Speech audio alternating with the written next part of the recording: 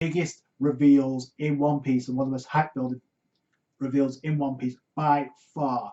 And we got the reveal at the end was completely off the chains. And speaking of which, the introduction of Raizo obviously changed up. And if you noticed in the previous episode, probably you noticed the markings of a poneglyph. If you noticed that, congratulations. A lot of people did when it came out in the manga. Obviously, what was written on that poneglyph is more important than actually seeing it. And obviously, Robin notices it right away. Her face lights up.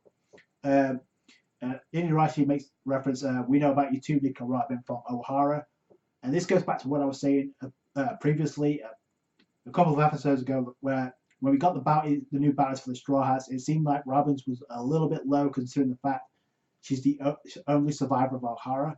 The fact that she's the only one deciphering the poneglyphs, and in this case, one of the most important players in the Straw Hats, and I'll get into the reason why in a minute. But obviously, Robin makes the assumption that's a different color, so it's obviously containing a different message than what the poneglyphs we've already seen.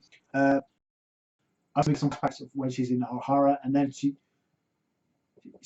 asks, "May I look at this?" And obviously, yeah, go right ahead. And what's the second? Raizo interaction with the Straw Hats. First off, we reunited with Momonosuke, Kanjuro, and Kinemon. They get the Straw Hats rejected as all hell. Obviously, their expectations that Raizo being ninja was way too high. Obviously, he doesn't resemble a ninja at all. In fact, he actually resembles more. If you look at his head, he kind of resembles a from Samurai Jack. You see kind of what I'm talking about. That said, you got Louis like version of Shaking. You got Chopper saying, "Can you meditate on waterfalls?" And can you there's stuff like out there. You got Law calling out saying, "Can you throw a couple of shadow clones?" Even Law's getting on the action. Law and Zoro. So and Rise is like, "Why are you so interested?" And Frankie's like, "All boys are interested in samurai." In this case, Frankie's like,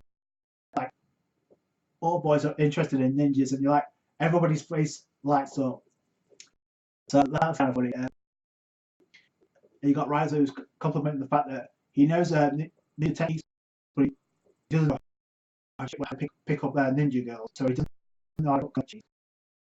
That's funny. But this is One Piece's response to Naruto. Yes. And by the way, it also indicates good Halloween costume for next year. So, but that being said, obviously the more serious part of the episode was Robin trying to decipher the poneglyph. I'm pretty sure that they stretched the episode out by having the minks, I guess the samurai and the Straw Hats go outside to survey the damage that Jack caused. Now, speaking of which, if you know the preview, we get to Jack. I still think he's making way back to so. And also, if you notice, we also get the flashback. We get Doflamingo. So I'm assuming we also get to find out what happened when Jack tried to get back Doflamingo from Sengoku, Suru, and Fujitora. He obviously failed. He took an L. He got bandaged up. We saw that in the previous episode. We see the samurai kind of looking at Zo, because obviously they feel responsible because Raizo was hiding out while the Minks got terrorized by Jack. So obviously they started tearing up, but he kind of made the pledge they're going to avenge the Minks.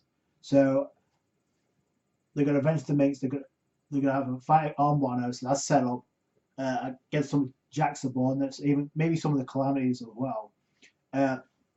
It looks like Jack is going to head his way back to Zo anyway, given the fact we got the flashback in the preview. I don't recall seeing Doflamingo in the manga, so like I said, yeah. The way it seems that now that this arc is going to be resolved pretty darn soon. But then Nakamushi's Nico Robin's done deciphering the poneglyph, and finally we get the big reveal of what's on that poneglyph and how important it is to the future and the story of One Piece. No pun intended. So, according to Robin first asked Nami, what does it look like? And Nami says it looks like a map or directions that lead somewhere. And Inuyasha's like, yeah, it leads to somewhere. Actually leads to the final island. And now Robin's like, you don't need Raftel. And Inuyasha says, yeah, but there's more to it than that.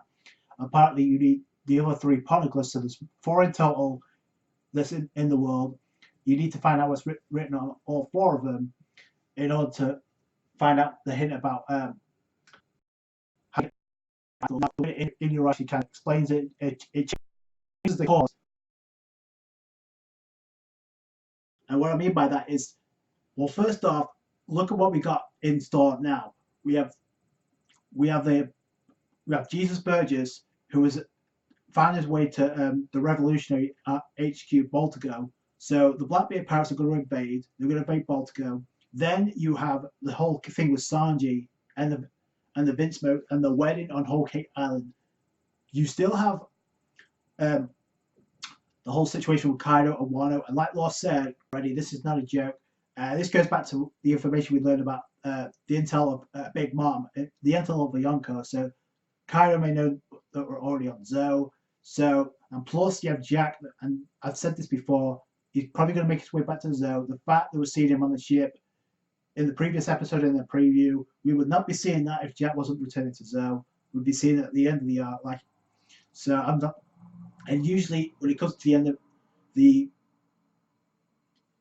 the arc, we usually get Luffy defeating the antagonist. That's how it works. But the way this arc is structured, it looks like I said this before, the crew is going to separate because there's way too much story to get to.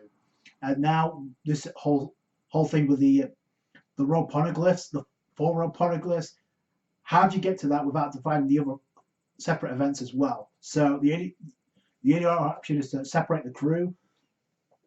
You have the Wano side of things to go through. You have the Whole Cake side of things to go through. The revolutionaries at some point. And now you have the road poneglyphs. Now I'm assuming each of them is going to have a separate arc. So because the importance now is on an all-time high.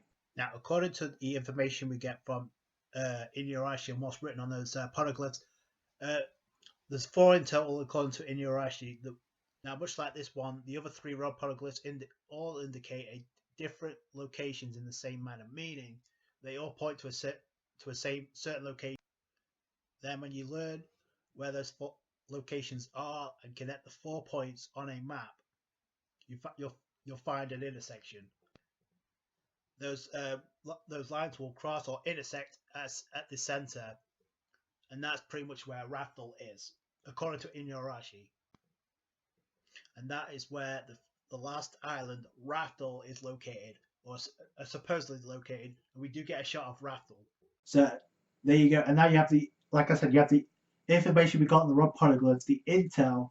We had what Nico Robin deciphered on that poneglyph, the importance of it, and how to get to Raftel. So there's the end game for you right there.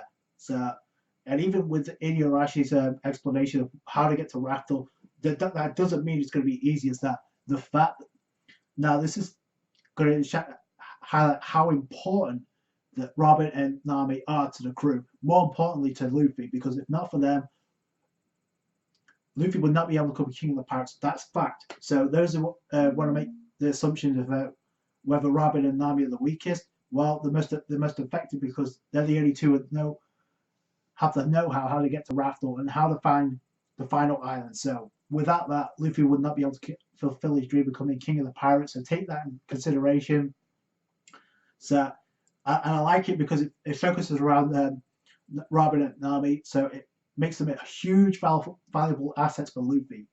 So, but this also adds the danger level on an all-time high because remember, like I said, Robin is the only survivor of O'Hara, and Nami's the only one who could possibly navigate that way to Raftel. So without them, Luffy won't be able to become King of the Pirates. However, that's not to say somebody else shady won't find that out. Remember the intel of Yonko.